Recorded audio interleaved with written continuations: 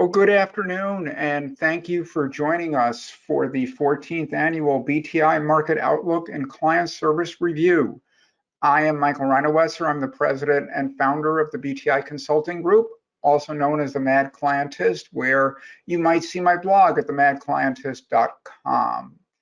We have a lot of materials to cover today. We're pleased to report in the 14 years we've been doing this, we have the largest crowd we have ever had.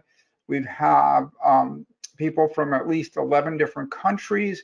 We have the largest contingent that we have ever had from the Big Four, so welcome.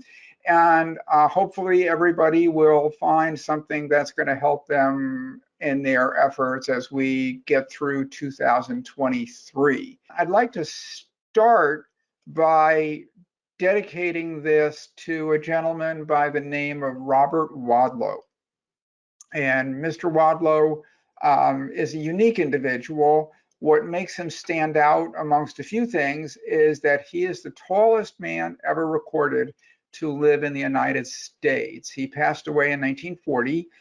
He was 8 feet and 11 inches tall. So you can see the picture. He is, his elbows hit where the two ladies on each of his side heads are. So that'll give you a sense of his scale. But his interest and relevance to today doesn't stop there. His wingspan or arm span is 9.5 feet from one finger all the way to the other side.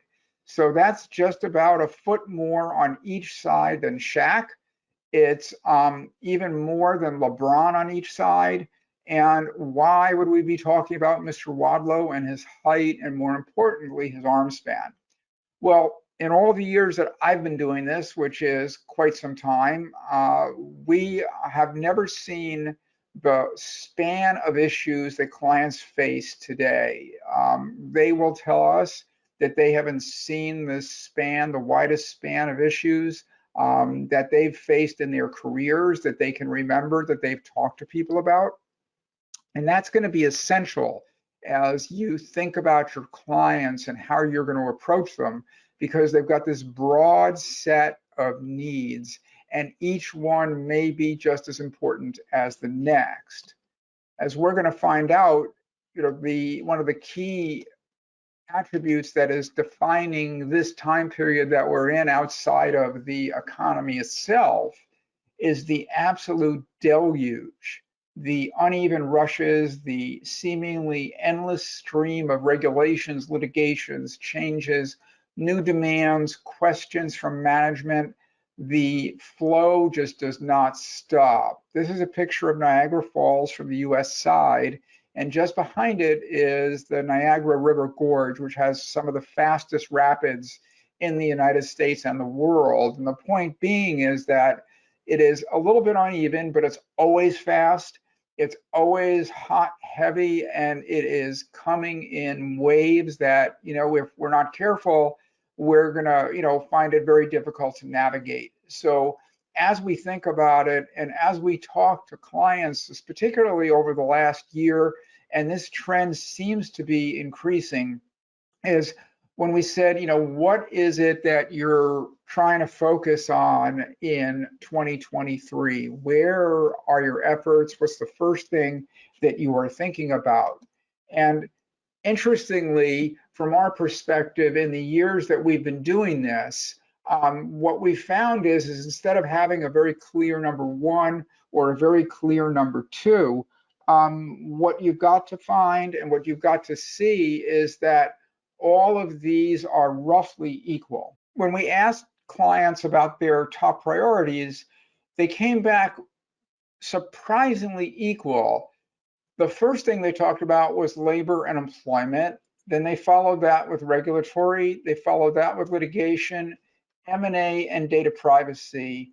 And the point is not so much which one is first, but these are going to be very close to the top for most clients of most sizes. And your challenge is going to be, how do you decipher, how do you get at which one of these your clients is focusing on?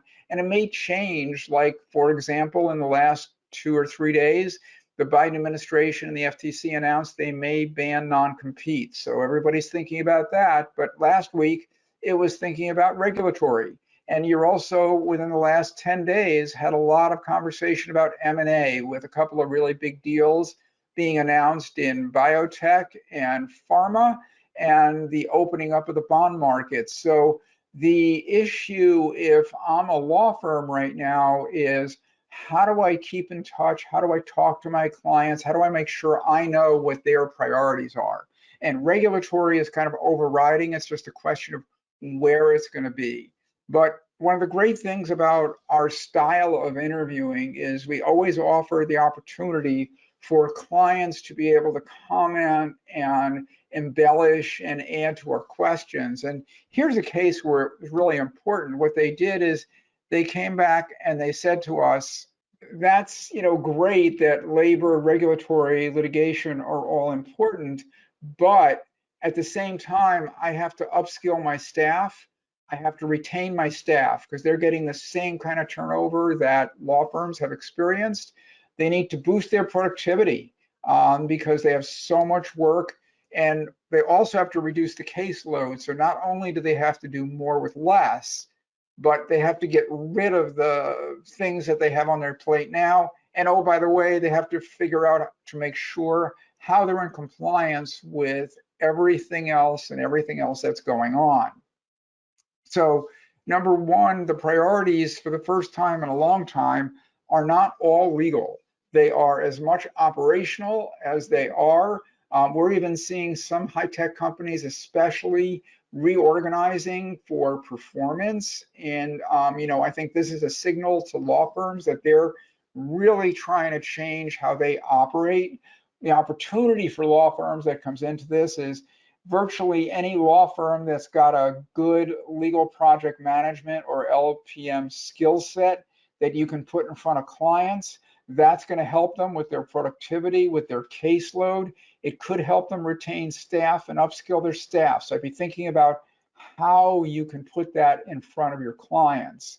And it really comes back to the question we asked on the first slide, which is, which combination and in what priority are these going to work for your client? This is when your strategic client feedback is going to be really important in how you design it. The questions that we asked 2 years ago are not the questions that are going to get you the answers to these questions. So being able to kind of put your arms around this and have the attorneys and who's ever talking to clients that, where does this fit? How does this lay out? And how can your firm lay out a program, lay out a set of steps that clients can count on to know that you can help them and you're going to help them with these things, because this is what they're worried about most. Then finally, what is new this year and has always been kind of creeping around, but we've never seen at this level of urgency in terms of timing. If you look at all the different things that clients are worried about, they are the closest to revenue that they have ever been, or closest to operations. You've got employee activism at a 40-year high. You've got union approval at a 40-year high.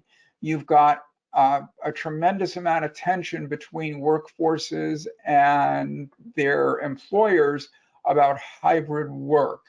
All of these things are putting operational issues and revenue issues as it relates to regulations and M&A right in the forefront. So your clients are the closest to revenue that they have been probably in their careers. What this means is they are fielding more questions from their management than they have ever fielded before. So that's another kind of informal record. And there's no stop to these questions. The potential ban on non-competes alone is generating hundreds of questions in terms of what companies' strategies and backup strategies are going to be. The way this, of course, impacts law firms is the faster, more practical, and more concise your answers, the better you can be at helping meet this urgency. And this, again, is starting to become a marquee issue for clients because Right now, they'll take some insight quickly versus comprehensive insight next week. Ideally, they'll get both, but that's the kind of world that we're living in. So if you step back, if you combine all the different priorities and the urgency, that translates ultimately into a budget. And as you look at that budget, what you've got is three sets of kind of client segments, if you will. You've got the first set over on the right, where are saying 52% are increasing their spending. So they're going to take their budgets, they're going to spend more than they spent last year. 37% are the same. They're going to spend the same, and you've only got 11% cutting that. So if you think about that, that gives you 89% of clients that plan to either increase or hold their spending limits. And that's going to put a pretty serious floor under outside counsel spending. But it also says that the clients that are going to be increasing their spending are going to have different expectations. They're going to have different priorities than those that are trying to hold their budgets to the same. So one more reason why going in and understanding what your clients are doing with each of these budgets may and will change all the approaches that you bring and the way that you talk to your clients about developing business. Because an increaser is going to hire a law firm with different expectations than someone who is on hold. And your ability to tap into that could be the difference between nailing the new business and not nailing the new business. And this is where we're going to start to see some bifurcation in the marketplace as to law firms maybe not gaining as much business as other law firms, and it's going to start to get fairly uneven. Just trying to give you a sense of litigation and the backlog that clients are facing. This is a roughly 10 or 11 year history of litigation. What you can see if you look over to the right, clients are projecting, they're going to have 440 cases by the time that 2023 rolls around. That is per company. Now they're going to have hundreds more, maybe even thousands more that are de minimis. They're small, they're not worried about. But these are the substantive matters that they're going to face in 2023. And if you look at it and go back all the way to 2021, or you want to start at 2020, what you've got is a 17% growth in cases. But if you look at the budget, that's only 9.6. So you've got twice the growth of spending up in the budget than you've got matters. So the question, if you're a corporate counsel or if you're a law firm, is how do you match that? How do you reconcile the increase in the funding? And the way you're going to do that is LPM again, legal project management, add to the efficiency, get more done with less. And this is one of the times when we think this may actually bring LPM, mainstream. You're also going to see more attempts to settle. You're going to see more attempts to use alternative fees. All these things are going to come in to try to manage this imbalance in litigation, which is finally slowing down enough to be a manageable issue for corporate counsel, or at least they're hoping. Because they continue to see increases going on for years and years and years. Now, if we translate that over to overall spending, so total spending, so we'll move out of litigation, we'll look at total spending in the US for larger companies, and this is the growth rate. And this is something we've gotten a lot of questions about, what's it going to be, what's going to happen in 2023. So we went out and we tested this as recently as in December and last week. And, clients are on track to increase their budgets 4.7%. Now, a couple of things buried in that. One is, remember, only roughly half of all clients are increasing their budget. So that 4.7% is going to be with about half the client base. Second, this is not adjusted for inflation and is not adjusted for rate increases. Clients have to submit their budgets on nominal today dollars, and they are what they are. So if you've got a 5% rate increase planned, if you've got 7% rate increase planned, whatever it is, if it takes you over that 4.7%, you're now eating into that budget. You're not getting any more incremental dollars. That means that you're back in the position of stealing business from others as opposed to grabbing the new business that's out there. Doesn't mean it can't be done. It's been done successfully, but understand and have a sense of where that puts you with clients so that you can anticipate how they might respond. You can anticipate how to position it so that the strategic value that you bring will dwarf any measured cost dollar value and make that go away as an issue. But that is one of the few ways that you have to try to offset the price increases, the rate increases, inflation exceeding outside counsel spending growth rates. That will work is if your early assessment, if your new approach, if your confidence building ideas are worth that much extra to clients, they will gladly pay it. If it's not, look for some pretty serious price negotiations. But 4.7 in this world, compared to the prior years, you see 2018 we had a good spike, but other than that, 4.7 is higher than it's been in most years for the past 10. So the law firms that can articulate value and find ways to differentiate themselves in helping clients work off this massive backload of issues are the ones that are going to be able to kind of swim more easily through the rate storm that is likely to occur at some point throughout the year. And if that wasn't enough, clients have just gone absolutely through the roof with how many law firms they use. If we go back to 2020, you can see in the gray that we had clients using 2 primary for the core work, secondary for important work, 27 for important but not quite as important work, for 35 firms being used in a substantive way. Again, some clients using hundreds, but 35 is really where the bulk of the activity is. That jumped way up in 2022. You can see it doubled the number of primary firms. Secondary went from 6 to 10. Substantive firms went from 27 to 42.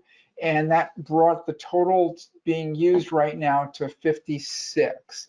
So try being a general counsel who has a deluge of work, is facing more management questions every single day than they've ever faced. And oh, by the way, they've got to manage 56 different law firms. So they've got a bit of a challenge on their hands. And this is starting to have an impact on how they're thinking about things and what the relationships are looking like. Now, it's really no secret that law firm turnover has been pretty exceptional over the last, especially the last 18 months. It's been a, kind of a forefront issue, and it's hitting clients like square smack between the eyes. They see it, they experience it, and it really impacts how they're getting their work done. And they'll tell you that it's one of the things that's really killing their productivity, which you'll remember is a top goal. So where that leaves us right now is 3 in 10 client relationships are what we would characterize as rudderless. They don't have a direction.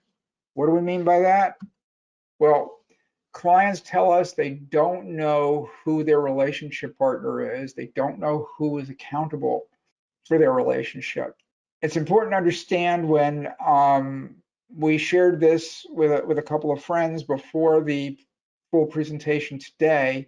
Someone said to me, Michael, if they don't know, why don't they ask? And I had to respond by saying they do. They ask, they query, They are very curious and are actively trying to find out and can't. Either the law firms haven't assigned somebody, the person they assigned is not paying attention to the client because they were transferred from someplace else.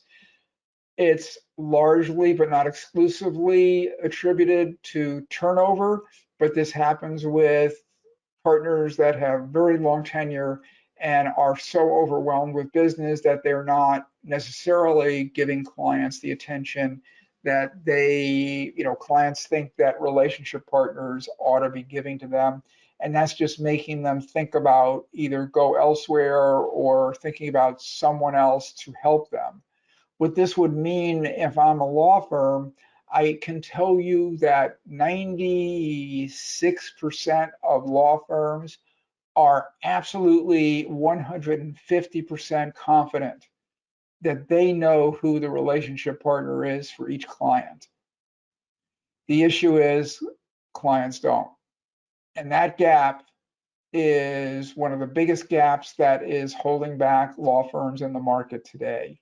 So whatever kind of feedback you're doing, understand that clients may not understand what you know or what you have in your records, or whatever the understanding is in the firm may not match clients to the point of 3 of every 10 clients. We've had to tell a number of clients just in the past few weeks that the relationship partner is not the one you think it is. And that could be indicative of many things, but the one thing it's indicative of is it's not going to let you develop any more business. So getting this straightened out, in our view, would be an extraordinarily high priority, because it's going to be hard to implement any business development plan without having that relationship partner as the spearhead and clients knowing exactly who it is.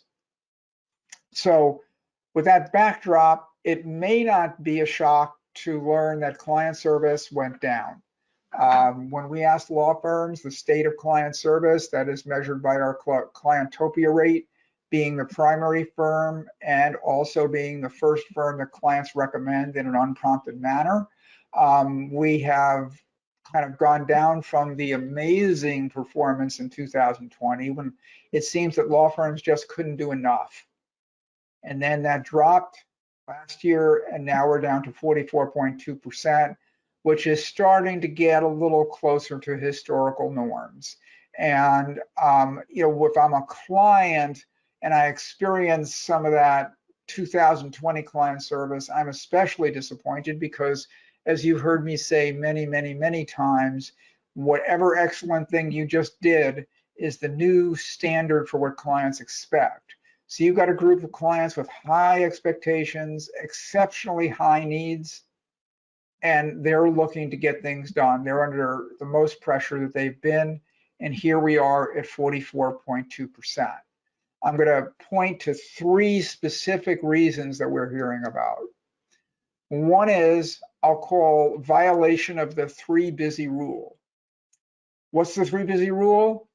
If a client is talking to a partner and the partner says that they are busy 3 times in the same conversation, clients presume that they don't have any more capacity and don't think about giving them any more work, don't ask them questions, don't include them in that kind of inner circle of places I go to get my quick answers, because obviously you're too busy. What I always suggest is if a client asks a partner how it's going, answers like, things are going really well, we're doing some really interesting work, we're seeing new things, and maybe if you're lucky, clients will say, what are you seeing? And now all of a sudden you have a business development conversation on your hand. But saying you're busy once, okay, twice is a danger zone, 3, you're out. And there's a lot of that going on right now about attorneys talking about how incredibly busy they are. And while their clients want them to be busy, they don't want them to be too busy to handle their own affairs. Second, intake and mobilization. Clients tell us that they hire a firm, and then they've got all this, clients have this urgency, and clients are just slow, law firms are just slow in the intake and mobilizing and getting the staff and getting things started. It's taking much longer than clients think they should. When we talked to law firms about it, they said that their intake and their whole processes is just as bogged down as the rest of the firm. But what you've got is clients that have these urgent situations, and slow intake sets an expectation for slow work. And it's just so many reasons not to set up a good expectation. And there are clients who have stopped the hiring process and said, you know what, I'm going somewhere else because they've already mobilized, they can mobilize quickly. And this is becoming yet another differentiator. How quickly can you actually get boots on the ground for a client? And then finally, insensitive to urgency. Clients want to know that you understand their level of urgency, the heightened exposure that they have, how this is impacting their career, how this is impacting everything they do. If we're not asking about it, if we're not talking about it, and certainly if we're not responding in a way that supports that, that tells clients that we don't really want to be a part of the core team. And we all know that, our behaviors speak a lot louder than any words that we might have. So, this is really a marquee issue. And I have to just go off track for a minute because sometimes this happens with the best of intentions. I know of one case just recently, and this is coming from the law firm, where a client had a very pressing question related to some labor regulations that were coming down the pike. CEO was very interested in it, as was their management team.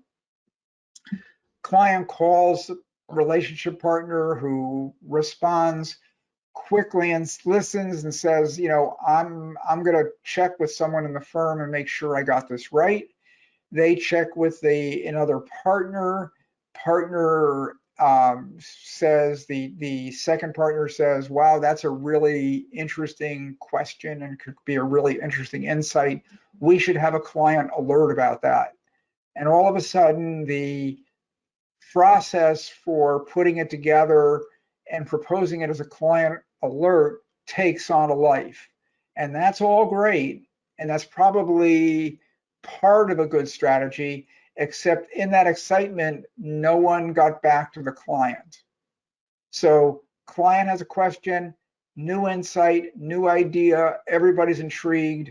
And the kind of force of gravity within the firm was to take it to client alert and have that for a client. Well, that's great, could develop business in the future, but client was very disappointed because they didn't get what they needed on a timely basis. So it's so easy to get off track, but clients are acutely sensitive to being on track.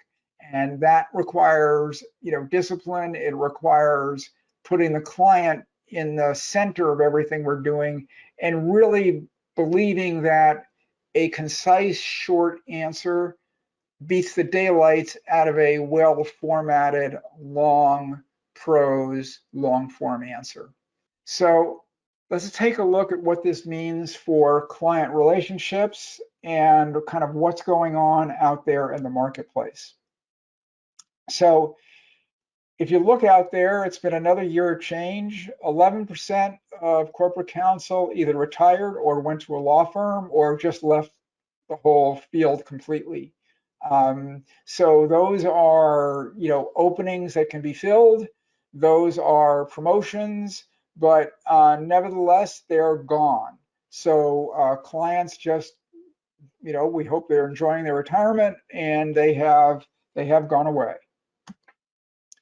Then you've got 12% that stepped into new jobs. So now we're up to 23% that are new.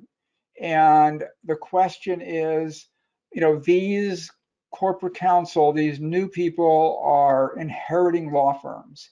And I would ask, I'd love to see a show of hands, how many people, how many firms have a formal onboarding process where you help onboard new corporate counsel, whether it be a formal process, whether it be an informal process.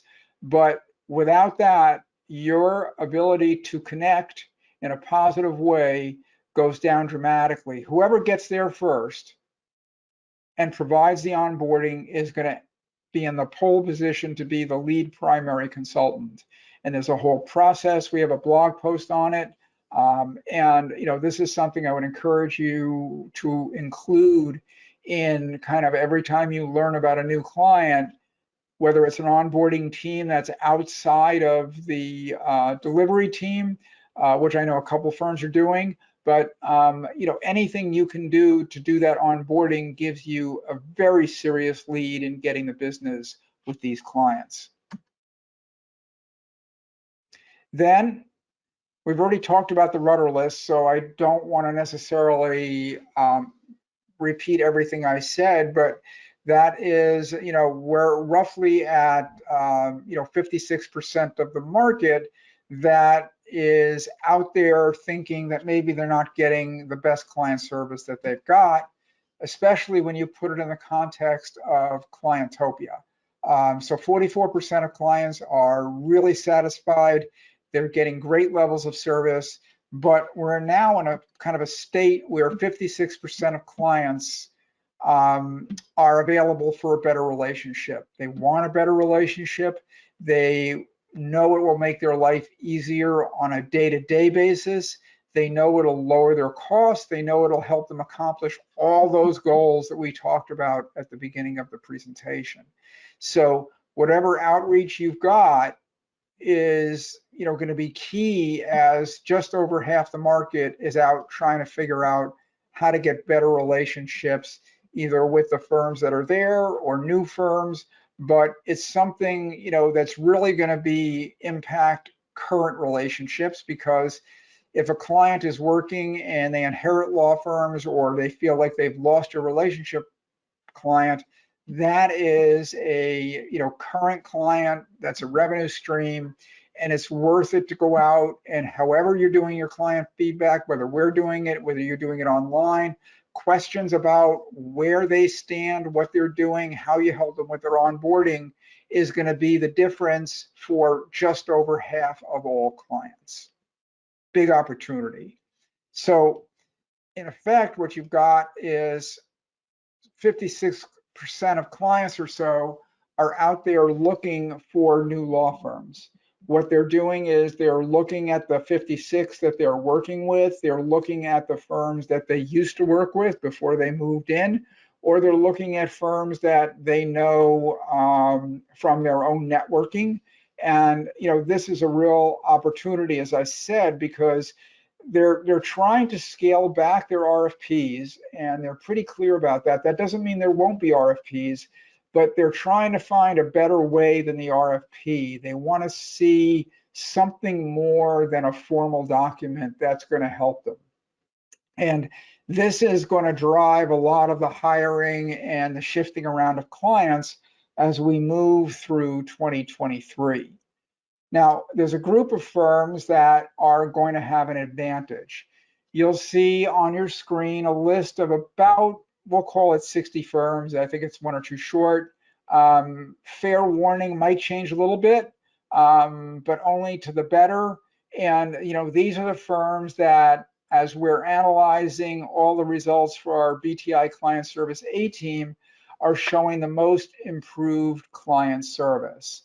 So as I'm looking out as a client, these are the ones that are going to stand out. These are the ones that, in a world where client service is sinking, they are managing to swim upstream. And if that isn't a great way to get clients' attention, I don't know what is. If you do a quick study of this, you'll see that there are global giants, there are mid-sized firms, there are smaller firms. There's more smaller firms, mid-sized firms working with large companies now than probably at any point in the last 25 years, because they need the capacity. So many large firms have declined work, even medium-sized firms have declined work, and it's inviting opportunity for every size firm to prove their mettle. We ask that you keep this private, not necessarily be ready to issue press releases, but This will be coming out more formally in the report, but we did want to give you kind of a sense of what's going on out there. So please not outside the webinar just yet. But as we are thinking about what clients are looking for and where they're looking for, I want to circle back to something I talked about last year, and that's LinkedIn, because LinkedIn has now become even more important than it was last year, and it will probably continue to be as important and will rival your website in terms of importance. Understand that 43% of clients are going to LinkedIn daily. Just think about that, daily, not any, I mean, they go every day. It's part of their routine. Then what you've got is roughly 22% that are going, we'll call that weekly. They'll go 2-3 times a week. So now we've got, we'll call it roughly 2/3 of the market actively going on LinkedIn and trying to learn. You've got about 18% that go just a couple times a week, so not as often as the other two.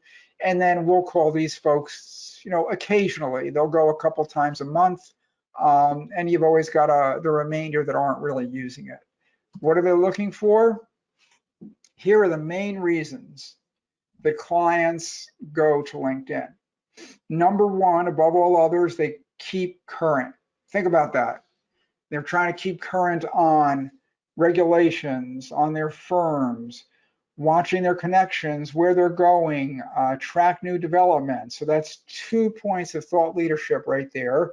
They want to connect with their own staff, thought leadership. So that's 3 ways to go out and try to engage with clients using LinkedIn. And of course, they use it for job hunting.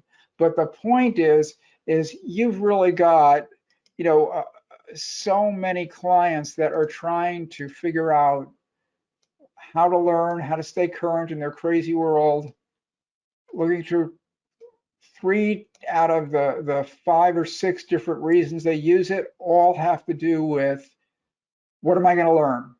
I'm looking for ideas. I want to learn. I want to understand. And LinkedIn has become even more important than it was last year. And last year I thought it was pretty important, but all this is just playing out. Now, on LinkedIn, engagement is everything, because if they're engaging, that's the next step or a pre-step to conversion to a client and revenue. So if we look through this, we went out and we examined the number of followers by AmLaw Group, as well as the engagement. So as you look at this, what we've got here is, these are the followers. The largest numbers are over here. Engagement, the higher the number, up here, all in percent. I can't draw that as well as I'd like. And if you look at it, it's kind of interesting, because if you look at the AmLaw 30, they are crushing it in terms of followers. And, as you look at it, you can see that they've got, not quite, maybe 1.5 times the AmLaw 31 to 100. And then they are not quite double the AmLaw second 100. So, you've got a 16.47 engagement rate, which is what we think is, the next step to conversion. Then you go to the AmLaw 31 to 100. The number of followers, is just so much less if we go over here, but our engagement is higher. So the slightly smaller group is getting more engagement than the AmLaw 30. And then finally, you've got the second 100, and they are just crushing it. They have almost 30% engagement. And what we're finding is the smaller firms in the second 100 are saying this is the great equalizer. They're finally getting the opportunity to get their kind of thoughts out there, to get their partners out there, to get their attorneys out there. They're being very aggressive in having the attorneys support and like and share the different thought content. And clients are just as interested in your promotions and new laterals as they are thought content, but the thought content will have more value clearly. But right now it looks like the smaller firms are winning the engagement race. The AmLaw 30 are winning the follower race. How that's going to play out, if I'm an AmLaw 30 firm, I'm going to sit down and huddle and say, well, how do I boost engagement? What tools, what strategies, what tactics? And if I'm in the AmLaw second 100, I've got two things I'm doing. One is, how am I converting all this engagement?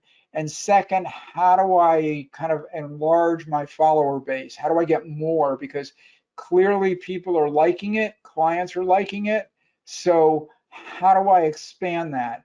We expect this to be at the forefront of business development as we move forward. But let's get back to Mr. Wadlow just for a minute. Reason being, I want to go through some practice areas. This is the BTI practice roadmap. Just as a reminder, that's the 0 line. Anything above is growing faster than the market. Anything to the right of this line is a higher rate. And again, we've got most of the practices kind of sitting up here with better rates. So we should enjoy that while it lasts. If we look at a couple of key practices, employment, which is the #1 top of mind issue for almost all clients, we see two strategies to get business. One is you're either first with the regs, and I mean first, second doesn't count.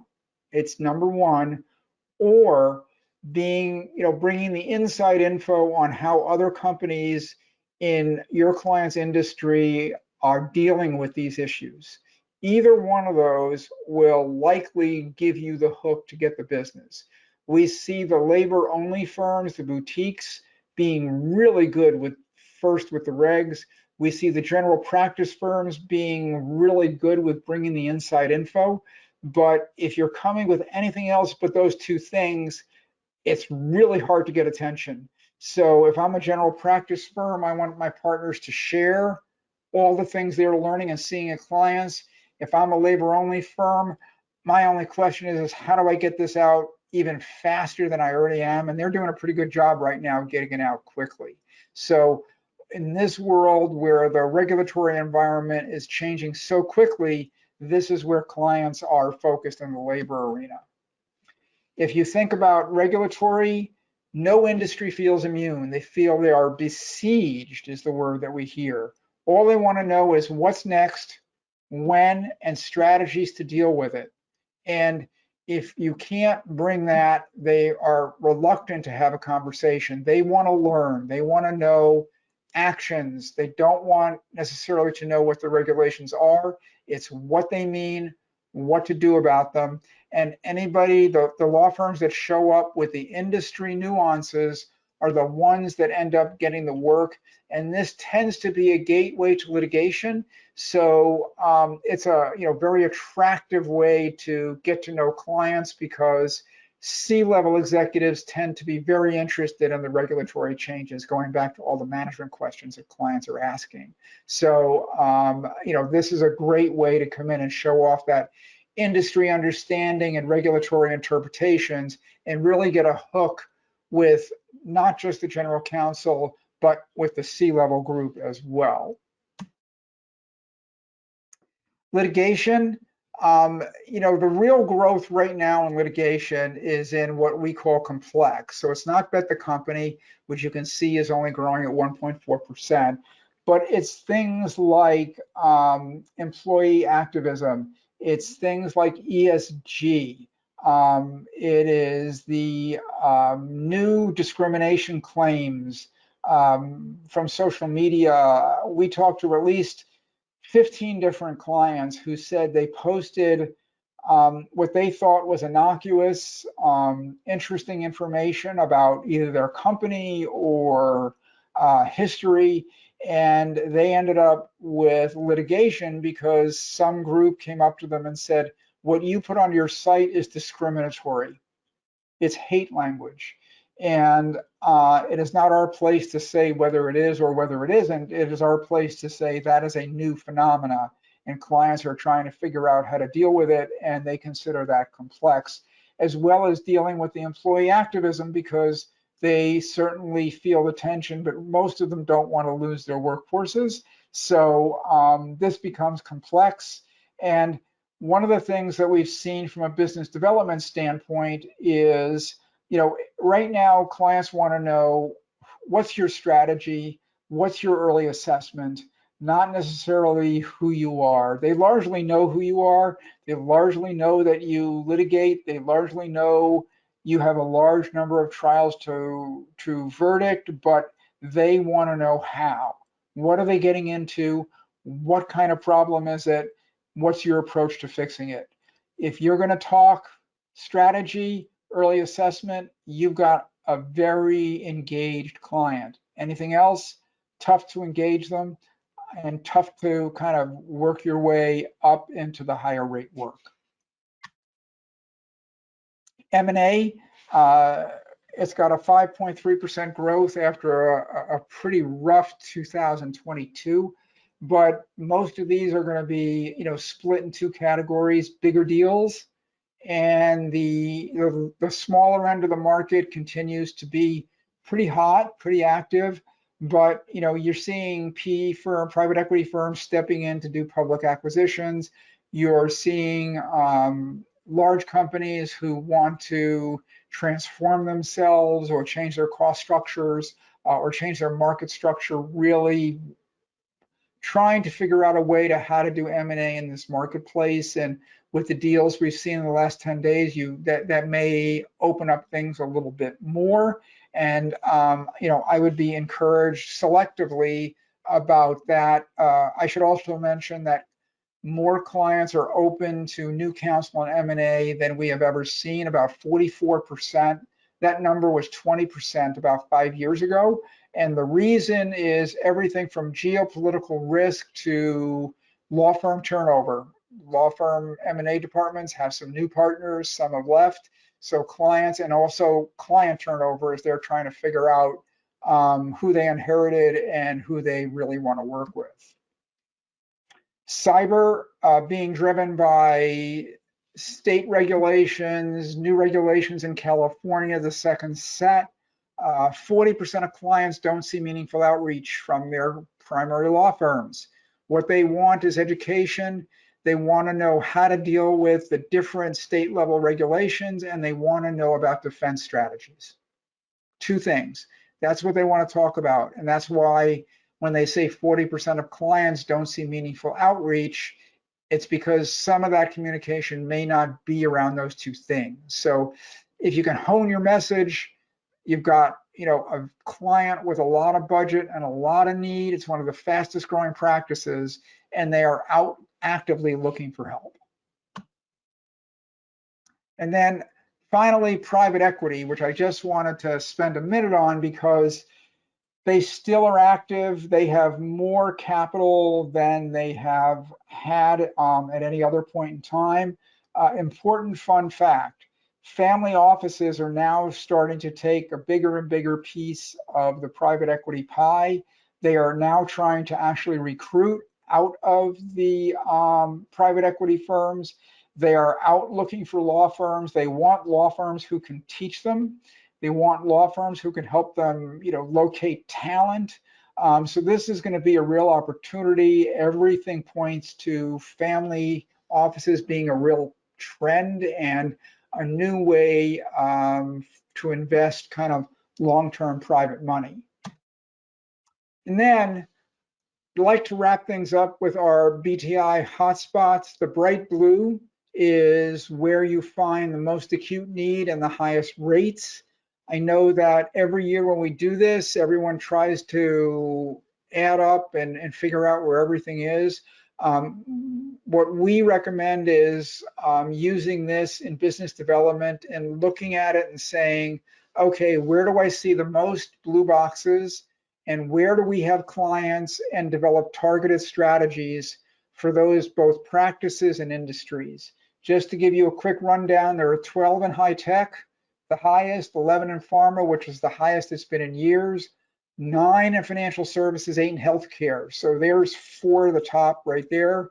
By practice, you've got 11 in cyber, 10 in labor, 8 in class actions, and 7 in litigation. So there's a lot of areas still out there with acute need. They're paying premium rates, and as we talked about, at least a little more than half are out there trying to figure out which law firms can do a better job in helping them. So as I'm looking out, I have never seen client feedback be more important than it is today. There are so many uncertainties. There are so many different needs that clients have. Being able to prioritize those, and if nothing else, finding out that they do or don't know who their relationship partner is and getting it right is worth it right there, because that's a non-starter in 3 of the 10 clients that are out there. So being that this is all about the marketplace and conducting feedback, I'd be happy to talk to you about any question about anything in here. You can reach me. There's my phone number. There is my email, and we certainly appreciate everyone joining us today. And just so you all know, we did break a record today, so we're pretty excited.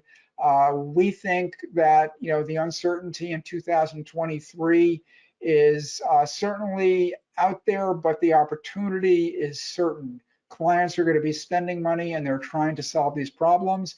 And we wish each and every one of you the best of luck as you move forward into the market. Thank you so much for joining us.